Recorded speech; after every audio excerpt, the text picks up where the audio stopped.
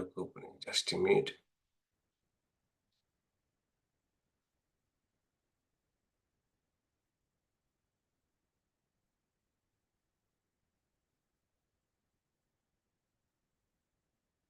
All right, so we are studying Mundaka Upanishad, and we have now reached to a section which is describing how the experience, spiritual experience, the profound spiritual experience feels like. So whatever we are now finding in the Upanishad, it's not that these are logical conclusion of a philosophy. These are the experience of someone, and which has been repeated in the history several times. And some are known, most of them are not known. We don't know how many people have realized, have had experienced that profound spiritual experience.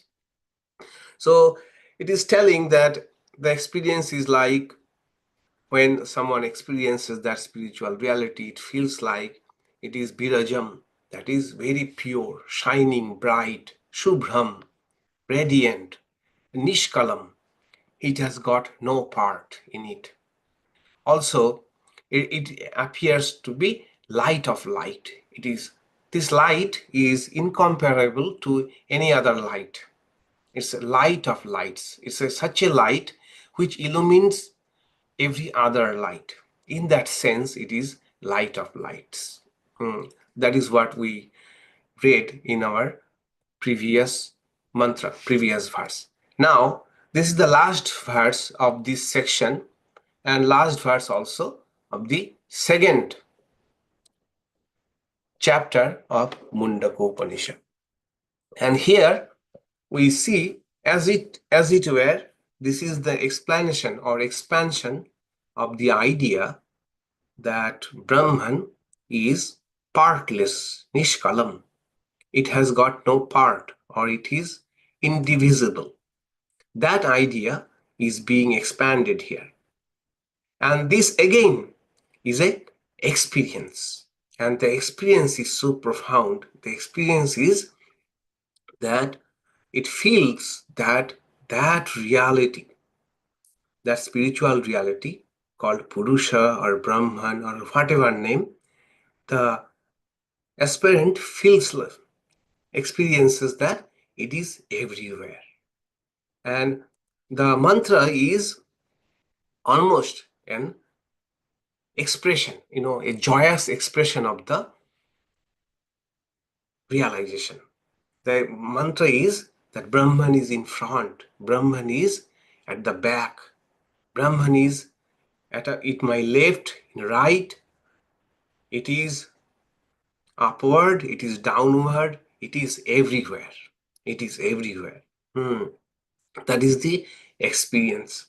So it is, if someone was arriving at this conclusion just purely based on logic or philosophy, they would have simply have said that Brahman is everywhere. But when we have such profound experience, we want to express it in such words or in such terms which are kind of an expression of joy. For example, it is said that when Buddha had nirvana, he felt so much of joy that he was pacing up and down in joy. So much of joy that he could not sit still. He was pacing up and down. In Taittiriya Upanishad, we encounter such an expression that I am that, aham anna, aham annādam. It is so poetically expressed that it is a spiritual experience. Similarly, this verse is the poetic outpouring of the heart after realizing that profound reality called Purusha and Brahman. We shall take up this verse today, and it is worth really chanting.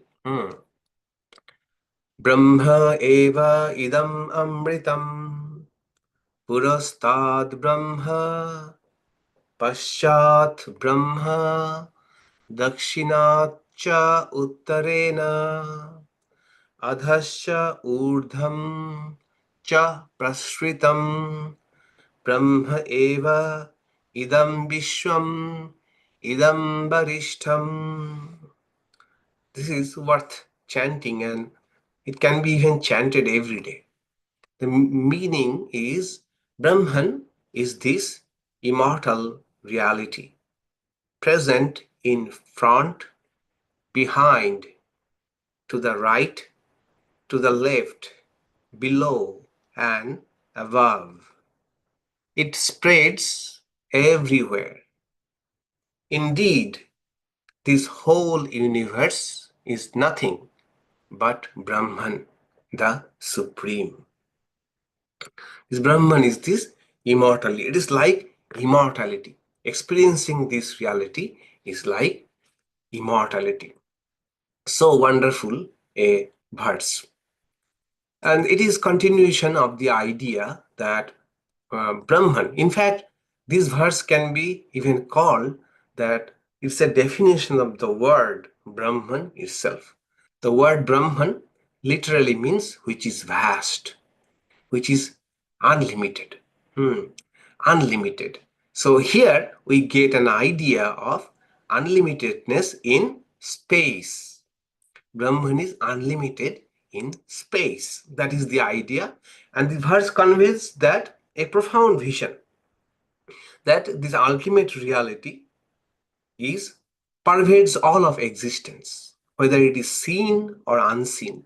Both is pervaded by this Brahman. And where it's a vision, it's a view of reality where everything is recognized as one unified supreme reality, one unified whole. Each direction, each experience, whole cosmos, they are all one, undivided, unified supreme reality. And this reality is not limited by space and not limited by even direction, that it is available only in direction or that direction. No, it is everywhere. It brings a sense of connectedness with everything and everybody. So it may be said that this verse can be as an invitation to perceive our life in a non-dual way, a non-dual way of living. So what is non-dual way of living? Non-dual way of living is the third definition and the most important definition of Vedanta. I always say that Vedanta, the word, has three connotations. One is literally Vedanta means the Upanishads, Anta, the end part of Vedas. Second meaning of the Vedanta is the philosophy, which is mostly based on Upanishad. And thirdly, Vedanta is a way of life, a way of life. So if someone does not read Upanishad, has never read Upanishad, but live up to the idea or ideal of this non-duality, non-dual way of living, a interconnected, a sense of interconnectedness, that we are spiritually interconnected, and the result and the idea that we are spiritually interconnected leads to the experience that or appreciation that there's the divine essence in all beings and all things around us. And the natural corollary is reverence and compassion for all. reverence and compassion for all, because we are spiritually interrelated, connected. This is a ideal, high ideal of life. We know it is not, sometimes it may feel like that some of the ideals people, others are living by, or um, the ideals others are upholding are so disagreeable. I don't agree at all. But how then we can live so with such an understanding that we are spiritually connected, or we having an empathy or compassion for all? So it's natural to have such a thing, such feelings, but the grand ideal is uh, having compassion and empathy, interconnectedness with everyone. Everyone. It's a grand ideal, and this can be achieved only in the spiritual plane. In the spiritual plane, it has to come from that spiritual plane, because in every other level there will be diversity. There will be diversity. There will be multiplicity. Only this spiritual experience that we are all connected of one spiritual essence, that only can lead to the so-called diversity and uh, mutual love and respect for all of us. So this verse is actually a very good template for meditation, daily meditation. We can have a meditation routine on this verse itself. First, if we can chant this verse to start with, we can sit you can sit quietly and take some time to be grounded on our breathing. Then recite this mantra: Brahma evam idam sarvam, adhaś, in front, in the back, up, down, lower. Then slowly break it down, that we sit and then contemplate that there's a radiant light in front of us.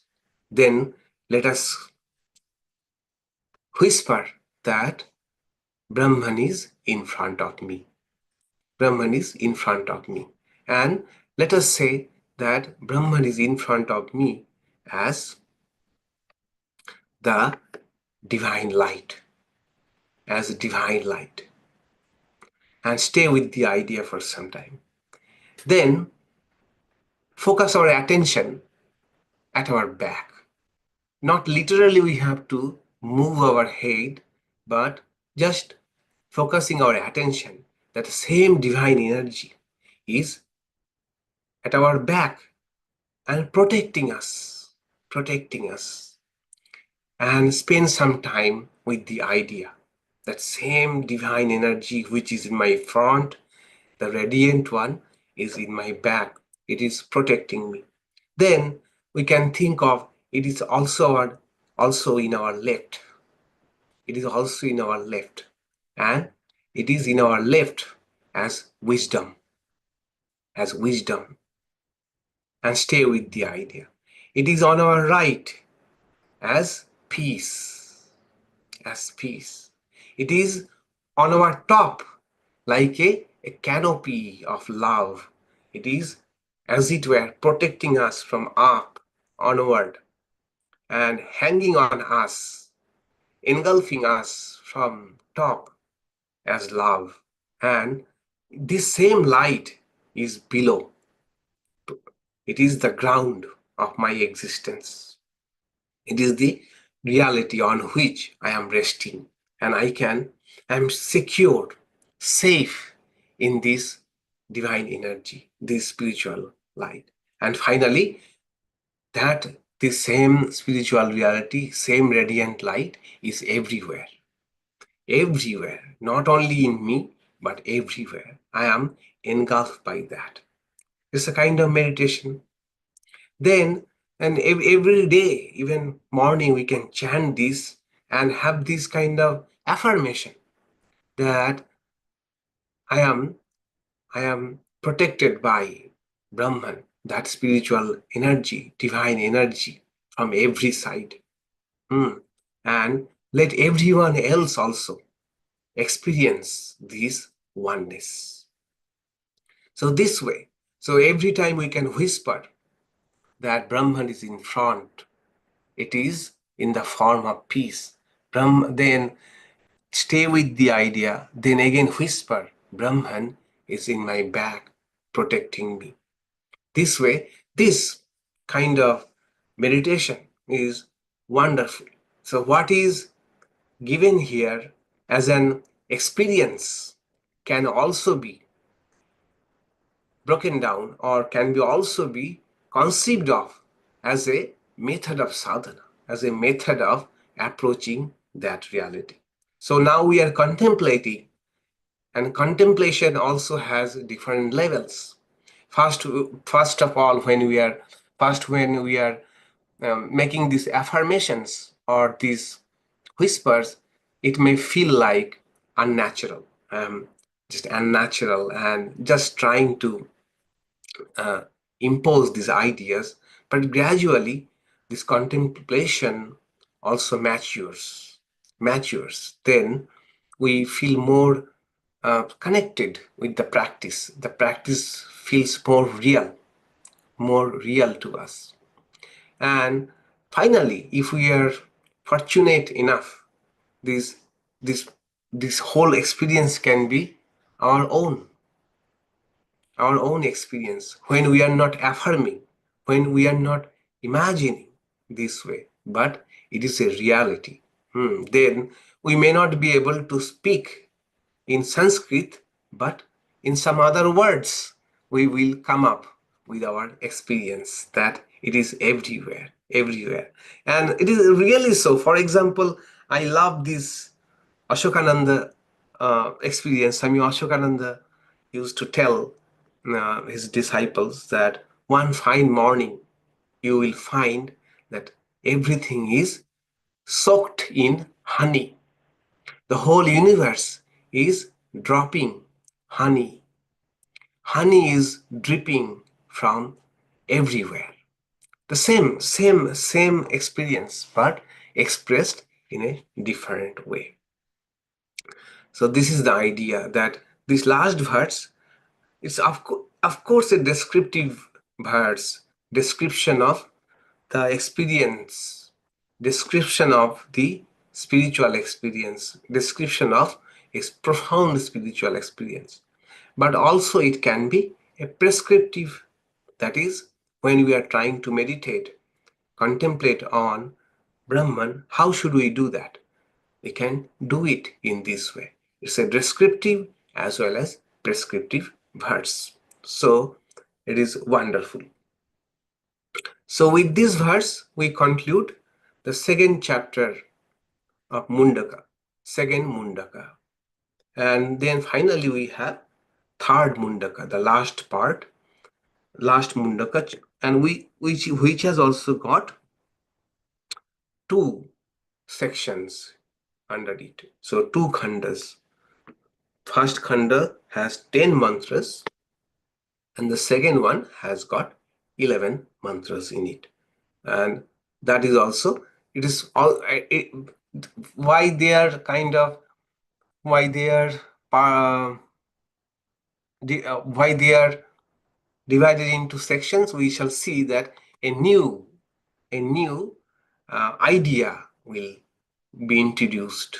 The same spiritual reality will be now approached in a different format. The format is two birds sitting on a tree, and one is eating everything and one is just witnessing everything. That idea we shall take up in our next class.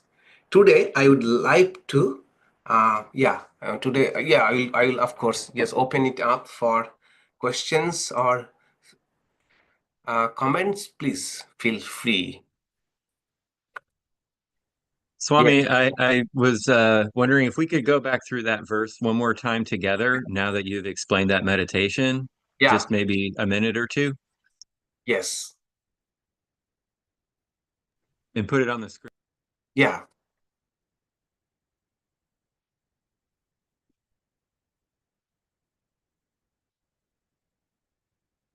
Brahma eva idam amṛtaṃ. So idam means whatever is here is nothing but Brahma, which is amrita, which is like nectar, which is like nectar. Purastād at our back is Brahma. Oh, purastād means in front, and paścād means at the back. Dakṣiṇa means on right, uttara means left. Adhaś, adha means below, urdhvaṃ is above, cha prasṛtaṃ, it is spread everywhere. Brahma eva idam viśvam. Yes, viśvam means whatever we are experiencing, our experience in this world, that is nothing but Brahma alone, that spiritual entity alone, variṣṭham, which is such a grand reality.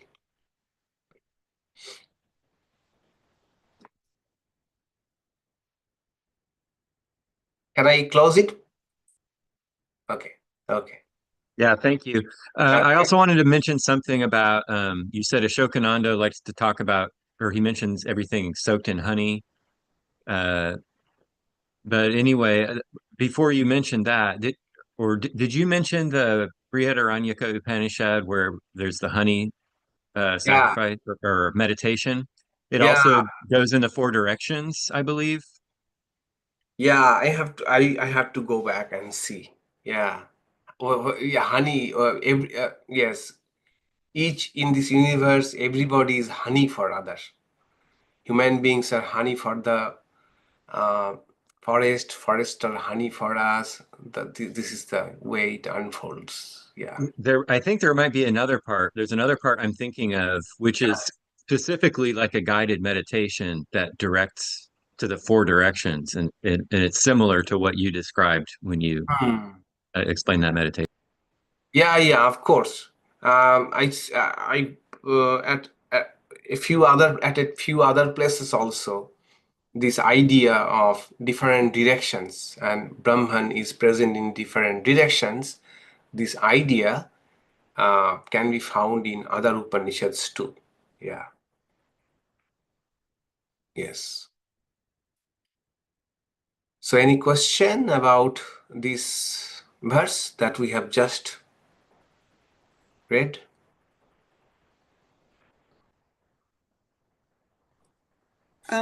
Not necessarily about the verse, but about the honey. Mm. What would you say the metaphor would be for the honey? Is it signifying light? Is it Sweetness. just Sweet. sweetness? Okay, sweetness. Okay, Uh, I see. I believe in that sense. Yeah. Honey is sweet, such a sweet thing. So everything appears sweet after such an experience. So that means more like the sweetness of the experience of the profound love and the Yes. peace and the joy is so profound that everything just has this Mm. this hue of golden Uh, sweetness that honey would look like. yes. I Yes. see. Yes. Yes. Good. In fact, there was a word. Yeah, there was a word, amṛtaṃ. The one meaning of amrita is nectar. So nectar is not only it is which gives us immortality, but it is extremely delicious. Nectar. We can imagine nectar. It must be extremely delicious, sweet, or something covetable. In that sense, Brahma is amṛtaṃ, is nectar-like. Yes, Jinaji, please. Yeah, I was going to ask if this meditation, which is really, really helpful for me, is it a segue into accessing higher knowledge that the Upanishads is talking about? Yes, exactly. Exactly. It is the accessing the higher knowledge. And Upanishad, this is one meditation. Then Upanishad also said, with the help of Om also. Om meditation is also another way of accessing the higher knowledge. Meditation of Om, that is the arrow and the bow and the target. That is also another way of accessing the higher knowledge, Paravidya. So I have another question. Is it absolutely necessary to sit with your spine erect? Could we not just do this throughout the day Yeah, as much as possible, sitting in whichever position, laying down, working, walking? yes, absolutely, absolutely. But there is I'd like to give an analogy, like they say don't sit all day, right? Sitting is the next smoking, they're saying. So keep on moving, don't live a sedentary life. So it is one thing to keep walking, moving throughout the day. And it is another thing to do a 30 minutes of workout, which is intense, more intense. So these meditations, these contemplations that we are speaking about, that sitting and keeping with our spine erect and with some mental preparation, these are, we may compare them with a intense workout, which we do exclusively on that spiritual reality. And throughout the day, of course, we can as much as we can bring this idea again and again in our mind. Theoretically, it is possible to do it all the time with open eyes. But practically, what comes, practically, how much can we do? Let us be honest. How much can we do? Theoretically, there is no limit. Theoretically, no need for meditation in Jnana Yoga. But practically, come to practical aspect. So here is a thing which is very important for us to remember and reckon, that theoretically many things is possible. No practice, sudden awakening like a flip of switch. But evidence, if you go for evidence, such incidents are so rare that it is beyond most of us. For most of us, we have to have some kind of daily practice of meditation and many other supportive practices. Theoretically, logically speaking, nothing is needed. Just flip your worldview that I am not this body mind, everything is Atman, I am seeing everything Brahman, that reality. Theoretically, it is possible to do that. But practically, when it comes to practicality, can we do that? If we can, all the time, with eyes open meditation, then there is no need for special meditation. You got it? Got it? Yeah. And there are, of course, cases where they did not have to meditate. They had the realization. They did not have to have an experience. They just got the understanding that everything is one, I am that reality. They got it. But such evidences are so less. Whomsoever we think of as realized people, 99.99% of them will emphasize a spiritual practice, which will usually comprise of one or other type of meditation. Okay. All right. So let's that now that we have completed 2 chapters of Mundaka Upanishad, let's do a review. Okay, it's the easy one. We have already done a few times. You already have a page with you, which I supplied to you, the review of the overview of the entire Upanishad. So today Okay, Betty, you have a question. Okay. Go ahead, Betty. You have to unmute. Unmute yourself, Betty. Yes.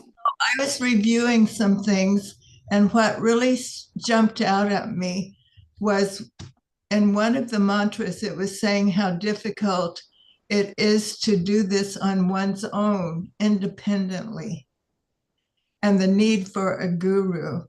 Mm. Yeah, yeah, exactly. Supporting mechanisms in our environment that make it conducive to this becoming real to us. And I'm thinking of, you know, the devotional songs. I'm thinking of Sangha Mm. like that, because I mean, this is the ideal that we would feel that way, but Yeah. there are things that can lead us towards that feeling, because it's difficult to do it yourself. Yes, yes, totally. We need support. We need, it's good if we have people with whom together we can discuss these ideas or meditate together. These are extremely, extremely important and valuable things to have.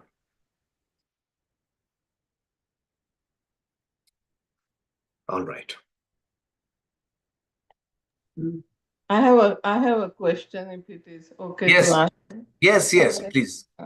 On a very, very rare occasion, we feel the vastness of Paramatma, Om, Brahman. But then when we come out of it, there is sadness. Mm. That finite feeling comes back. So what is that? Yeah, and so that we have to think that once in a while we access that vastness, Mm-hmm. Yes. but again we come back to this. We cannot retain that vastness idea. So Mm-hmm. that is the practice that we have to do it again and again. That is And called nididhyasana. Okay, but nididhyasana. it remains in the memory, the experience, Yes, yes, but of at the course. same time, the sadness that came with the finitude Yeah, also remains. Is- So yeah. that's, yeah, sometimes I find that is discouraging, that coming out of it instead of blissful, Hmm. sad about coming out.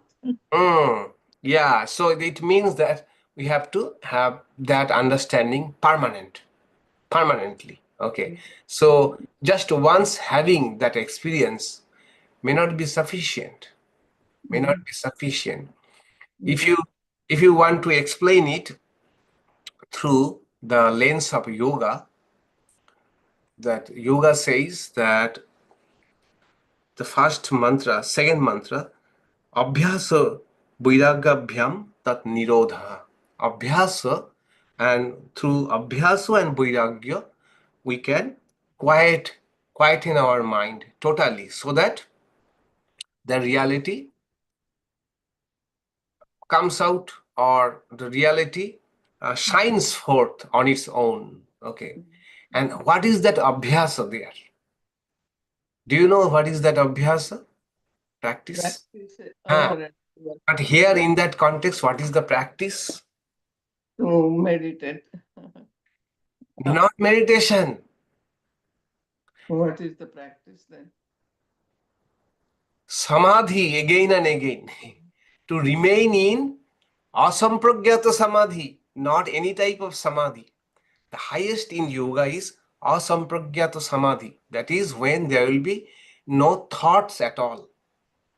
But again, my question still No, comes. no, just hold on. Okay. Hold on. So, having once asampragyata samadhi, when your mind is totally without any thoughts, is the beginning. That has to be practiced again and again.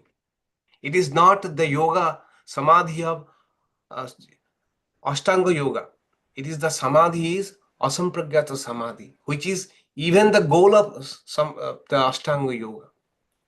So once you have had asampragyata samadhi, which itself is such a high thing, then one has to practice that again and again.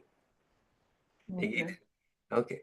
So once in a while, or say even every day, even if we practice this and have the experience of vastness, okay, during meditation or once in a while, the goal will be, it has to become a state.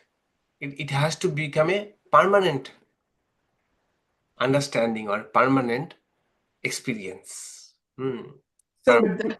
so we have to figure out how one can find their way back to that state. Yes. Over and over, because it's not assumed that just because you've had it once, oh, now I know how to get there. It's a study and determining clue after clue after clue as to what can bring me to that point. So exactly. And here is something which is disappointing, very frustrating. But Swami, when it happened, I don't feel like I did anything extra. I feel it happened. Because of the Lord blessing, Lord, it happened. I don't feel like I was a doer of anything. So, I mean, even in Gita, Sri Krishna says, Abhyasena kaunteya, or but again. Point is sometimes, each experience matters, but there is a degrees of experiences. Degrees of experience. Okay. Sri Ramakrishna used to say that some people, suppose someone reported, I had a wonderful vision of God. Sri Ramakrishna would encourage and they would say, imagine it is the end of everything. Okay. Keep on going. Just because you had some little experience does not mean everything you have conquered. No. There is no end, and keep on moving. The point is, sometimes we may confuse a lower level of experience to be as it were it is matching with Upanishad. As it were it is matching with Upanishad. But apparently they may appear same, but there's a degrees of these experiences, spiritual experiences.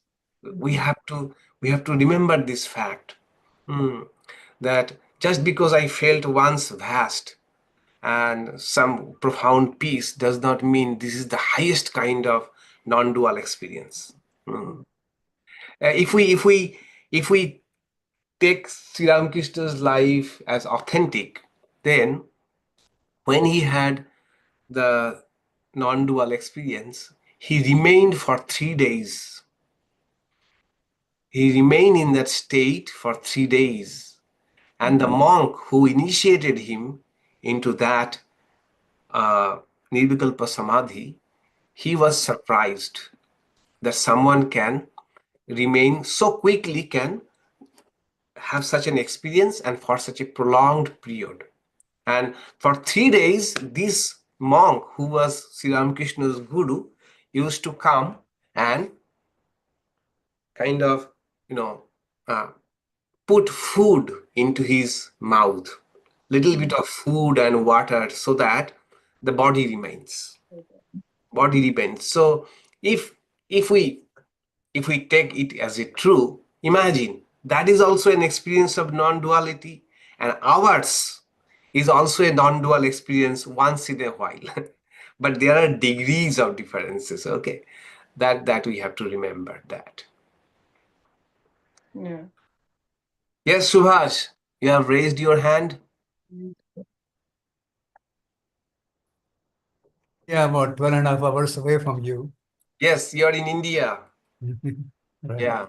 So the question was for those of us who are at the beginner level, right? This is a too high experience. So coming back to the rupa, to the form, and then trying to go to the to the universe of or the formless. Does that happen?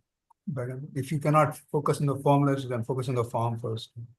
Yeah, of course, it can happen. But some people are more, some people feel more attracted, or this idea of a formless reality that resonate more with some people. They don't, need not then go through form.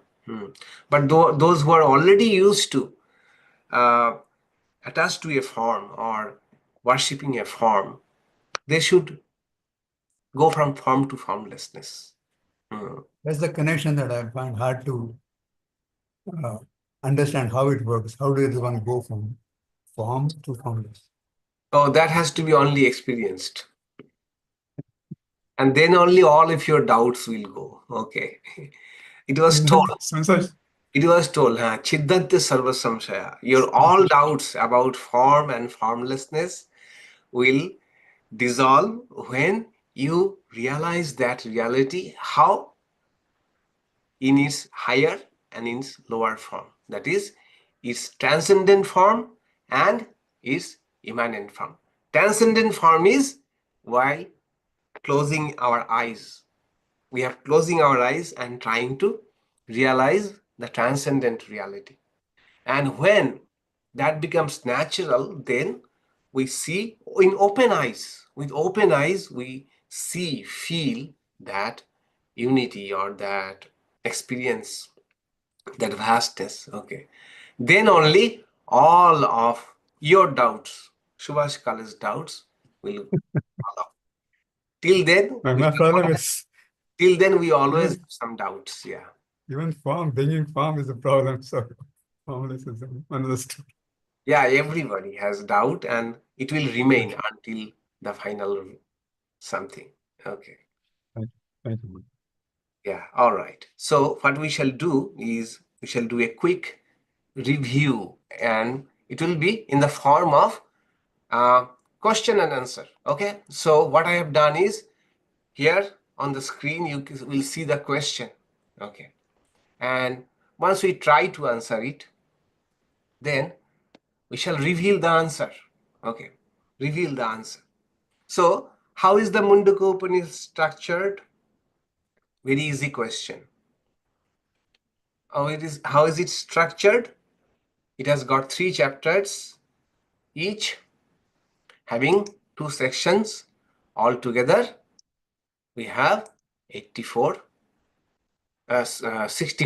mantras, right? Yeah. It has 3 chapters, each divided into 2 parts, total 64 mantras. What is the primary question addressed in the Upanishad?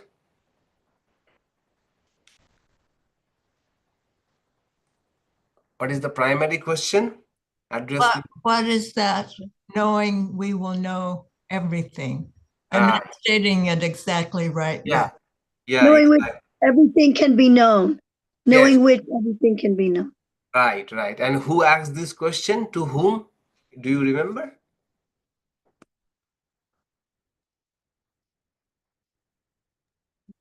Shaunaka asked to. Yes, to Angiras. Yes, Shaunaka was the householder. He went to Angiras, a sage, and asked the question. What is that, knowing which everything can be known?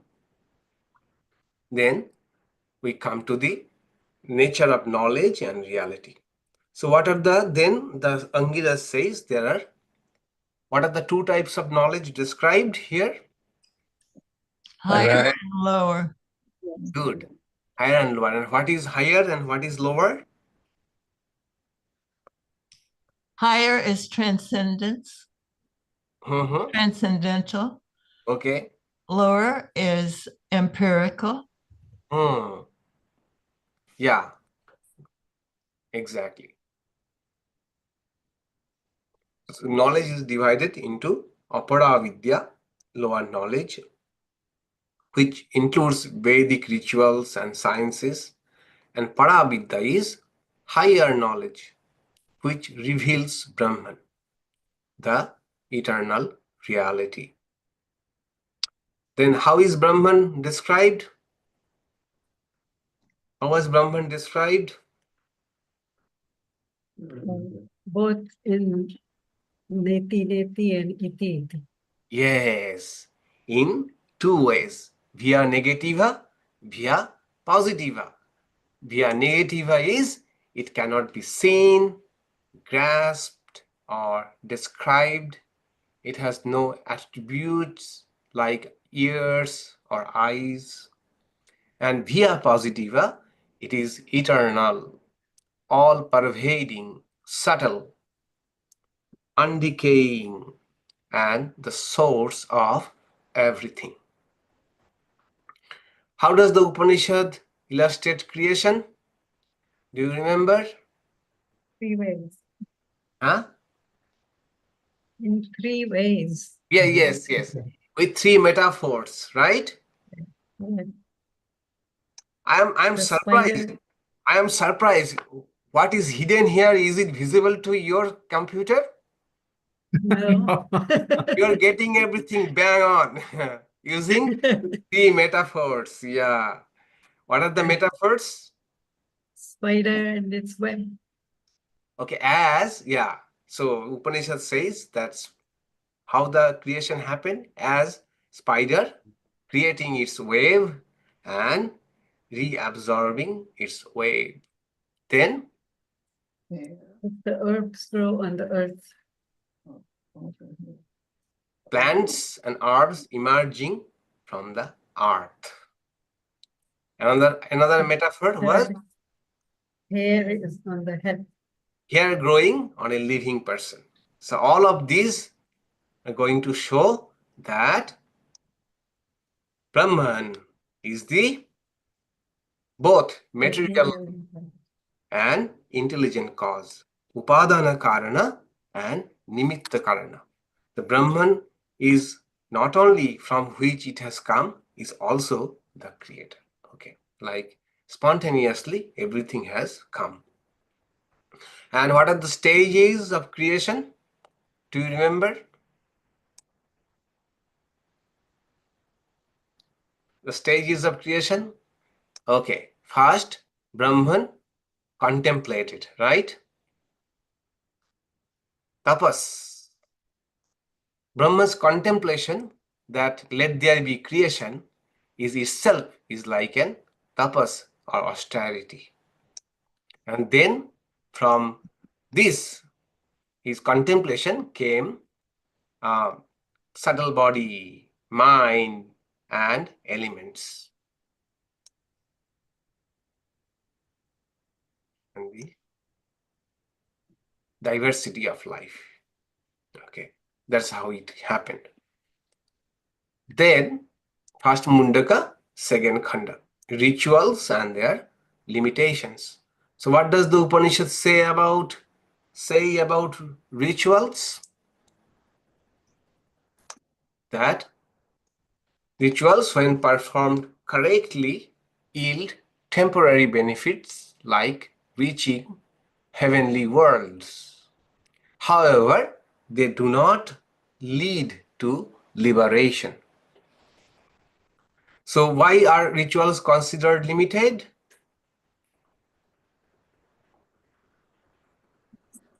Because they only give temporary results. Yeah, they only will give material benefits which are temporary. Okay, that's why they are limited. Rituals provide material benefits. Material benefits are fragile and temporary. They are compared to unstable rafts that cannot carry one across the ocean of ignorance. And so, since it is impermanent, but then those who think, no, this is the end of everything, this is the ultimate thing, their plight is like they are blinds led by blind. That is, they don't think that there could be something higher than material benefits. They cannot think of the spiritual. So since they have the firm idea that this is the highest, so then they have no other chance, option also, probability also of going for the higher knowledge. If one thinks that there is no need for any further progress, everything I know is enough, this is the final, then all the chances of development is gone. It is like moving inside the same circle again and again, not knowing that there is an escape from all of this. So what is praised as the higher pursuit? What is praised as the higher pursuit? That a life devoted to learning, self-restraint, and meditation. Such seekers then turn away from worldly goals and approach a teacher to understand the higher knowledge. And the teacher has some qualities. That is, the teacher is a knower of Brahman. And the teacher lives by that ideal. He is a knower of Brahman. And then they have the understanding of the scripture and they can communicate it well. That is a teacher. So such a person who approaches a teacher properly, the teacher then instructs such a person. Then in the second Mundaka, suddenly the topic goes to Purusha. So what is Purusha and how does it relate to creation? There we find the idea that Purusha is the formless, eternal essence of all existence, and all beings and the universe arise from it. Like a metaphor was given, like sparks from a fire and eventually return to it. So here is the seed for that school of philosophy which is known as Vishishtha Advaita philosophy. That is, it's not non-dualism, but it's qualified non-dualism in the sense that highest reality Brahman is like fire and we individual beings are like the sparks. We are not equal, although essentially both are fire, but Brahman is vast and we are, as essence, we also have that vastness, but we are, for all practical purpose, is not as large as the fire. That is the view of the qualified non-dualism. So how does the Purusha manifest as creation? So a very short evolution, the steps that the life force first came, the prana, then mind, then our sense organs and all the elements. From there came the gods, the humans, animals, all natural resources. And also came all the sacred knowledge and rituals. All has their origin, source in that reality. What happens when one realizes Purusha? And briefly, it was said that realization cuts the knots of the heart, dissolves ignorance, leads to liberation. Although I have probably jumping ahead. It comes in the second khanda. Okay, we skip this question for the time being. Then comes second Mundaka. Second Mundaka, how can the Purusha be known? Knowing the Purusha is higher knowledge, right? So how the Purusha can be known? Purusha can be known through a few practices were prescribed. Do you remember? Direct experience. Yeah, how? Meditation. Yes. Selfless work. Selfless work. Meditation on? With the help of? With the help of Om. Om meditation introduced. And also some spiritual qualities.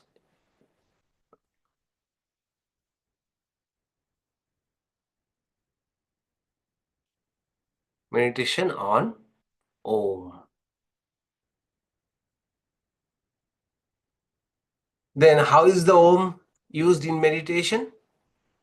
Then we got the analogy of the spiritual journey is compared to archery. Om is the bow, mind is the arrow, and Brahman is the target. Through focus, alertness, and discipline, the seeker can hit the target. So here we got one idea of amṛtaṃ, alert, being alert about many things, alert about many things. That is, for example, being alert about how are we spending our time. We discussed this in detail, that amṛtaṃ, the word is important. A spiritual seeker should remain alert about their day-to-day life, that many things we do which do not yield our anything, contribute to our spiritual progress or growth. This type of thinking is helping alertness, being spiritually alert. What is helping, what is not helping. And when it is compared with archery, in archery we know that there is a physical distance between the arrow and the target, right? There is arrow and the target is far away and we have to hit. So in this case, if in spiritual journey, so what is the distance between the seeker and the target? Our ignorance, non-recognition of who we are. Yes. Yes. It is not a thank you. It is not a physical distance. It is, it means non-recognition, so-called avidya. And realization removes that distance, just as understanding dissolves our confusion. What guidance does the Upanishad provide for seekers? Again, some qualities. So seekers are advised to approach the journey with discipline and detachment under the guidance of a qualified teacher. The teacher helps interpret the teachings and ensures that the seeker's focus remains on self-realization.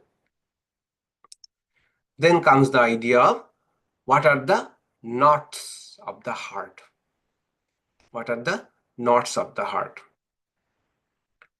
Remember, what are the knots of the heart? Doubts, all the negative qualities. The lust and greed and anger, etc. Huh? All the negative qualities. Greed and lust and anger. Illusion. Our samskaras. Yes. Shankaracharya said our Kleshas. Yeah. Kleshas, we can be explained as kleshas. Yeah. Attachment, desires, ignorance that bind us to the world. It has been expressed in different ways. In yoga, it has been said as kleshas, shadaripu, 6 enemies. In other scriptures, kamayesha, krodhesha in Bhagavad Gita, and different ways. These are the knots of the heart. Shankaracharya says these are nothing but our previous samskaras, our tendencies that we have acquired through repeated actions. So now, even if we want to get rid of them, but they are very sticky, we find very difficult to get rid of them. They have become our samskaras. So that is the knots of the heart. These knots of the heart can, all of them can fall off when that spiritual reality is realized. How realized? In both its transcendent aspect as well as this immanent aspect. And when it is experienced, what happens? 3 things happen, right? Do you remember what are the 3 things Upanishad said?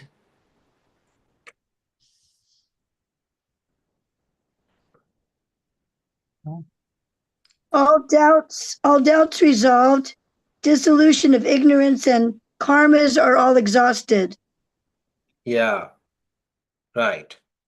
The knots of the heart are, doubts are resolved, karma is exhausted, the knots of the heart are untied, and the seeker transcends ignorance, experiences freedom from rebirth, and attains eternal peace and joy. Now, although Brahman is everywhere, but where it is experienced, and how the experience is like. In the heart. In the heart. Which heart? Spiritual. Spiritual heart, which has been also called the lotus of the heart. Lotus of the heart. And also Bomni. Bomni means the space in that spiritual heart. And how the experience is described? That the Brahman is experienced in the golden sheath, the radiant lotus of the heart. It is pure, virajam, from which every raja, every impurities are removed.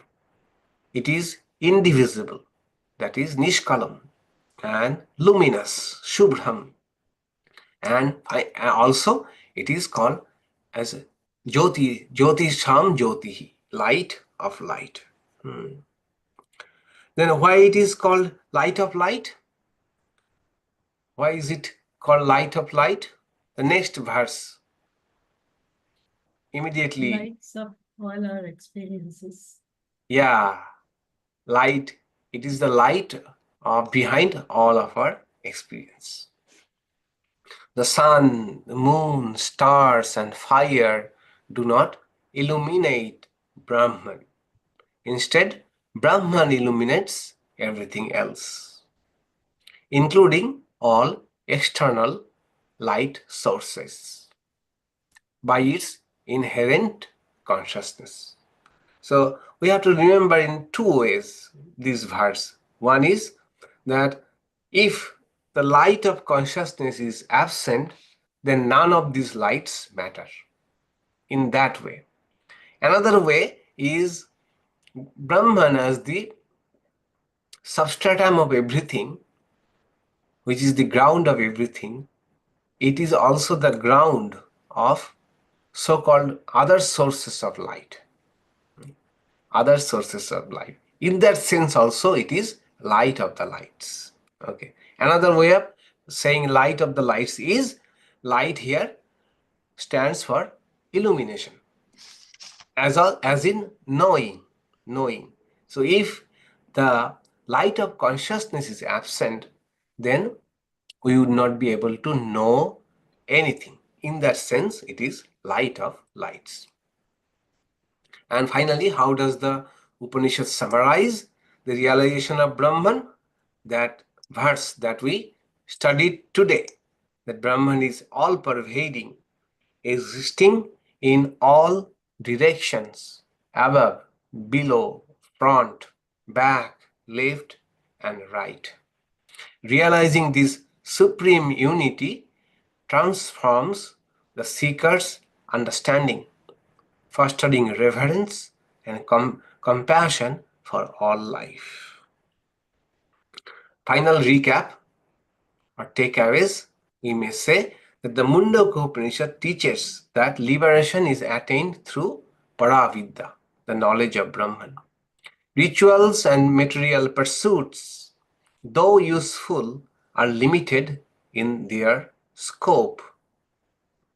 Brahman is the ultimate reality, self-luminous and pervading all. Meditation on Om and guidance from a teacher lead to self-realization.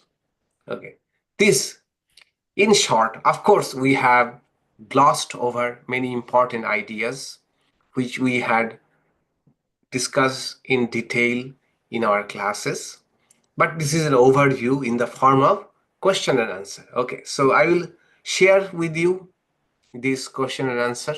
Okay, go through it once again. It is good to, go through the concepts again and again. Just having one spiritual experience that I am vast has to be continued, supported by the experience again and again. Similarly, all these ideas, when we study, we think we have grasped it, but actually we don't grasp it so well. Okay, so that is the reason the same elegant idea has been spoken in different ways in different Upanishads. What is the reason? The idea is simple and elegant, but why it is being said in different Upanishads? So that hearing it in different ways, through different analogies, through different approaches, these ideas become more and more settled and clear in our mind. Okay, that's why we do this review again and again. Although we know everything of it, but still we do the review. Okay. All right, so we shall meet next Friday again and we shall continue. We shall start the third Mundaka, third chapter of Mundaka. Any question about today's? Or it creates light. Yeah. So probably the quiz was not that quizzical, right? Very helpful, though. I appreciate it. Very helpful. Yeah. I was trying to make a PowerPoint presentation, but it became, so time consuming. Then I thought, okay, let me do one thing. Let me change the color of the font and reveal it gradually after the questions, kind of working around the PowerPoint. Swamiji, I'm a little confused about question 6. What was the question 6? Yeah, I kind of something about evolution or Okay, let's go. Question 6.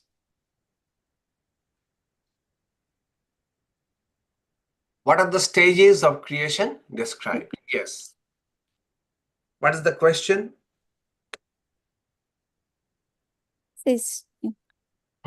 Stages of creation. Yeah. Yeah. Well, that is how Upanishad describes it. That that reality called Purusha, which is the consciousness itself, it, as it were, contemplated that let there be some creation. And then, just because that reality contemplated, a cosmic subtle body was evolved, because thinking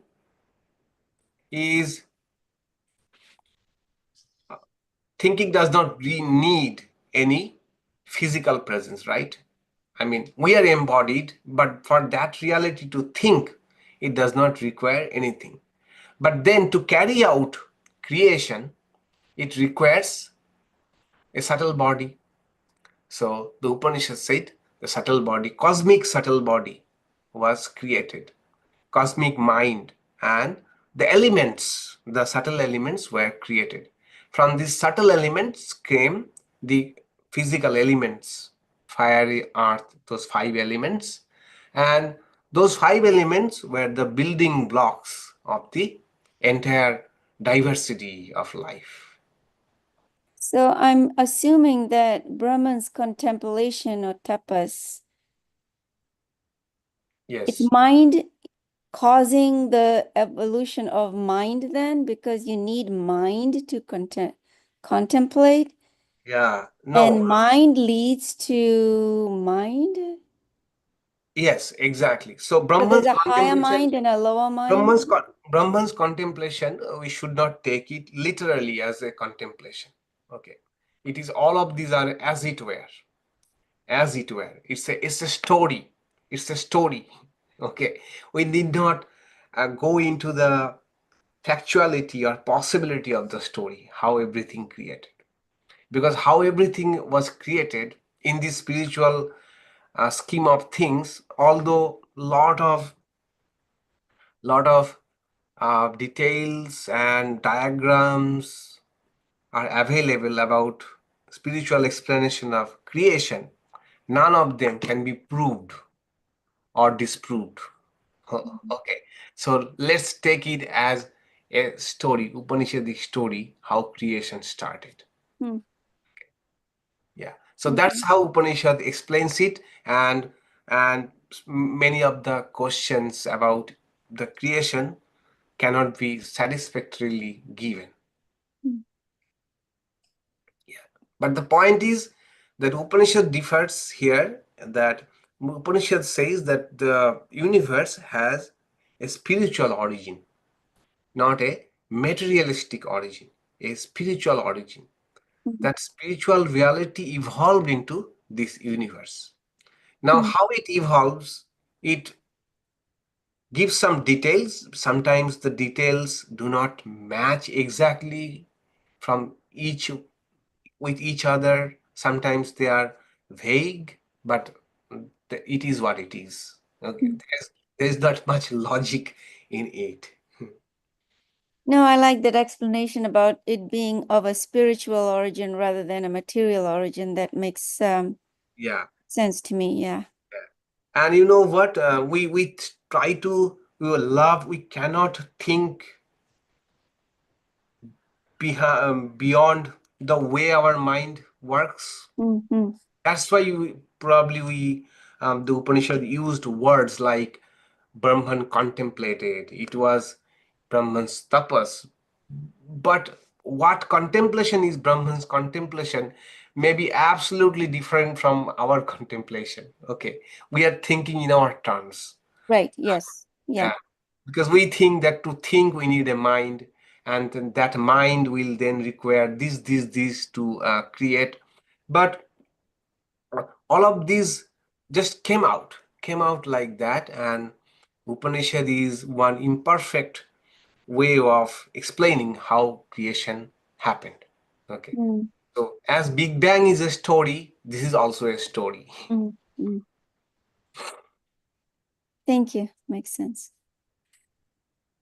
All right, then let's say Shanti, Shanti, Shanti, and we shall meet next Friday. All right. Om Shanti, Shanti.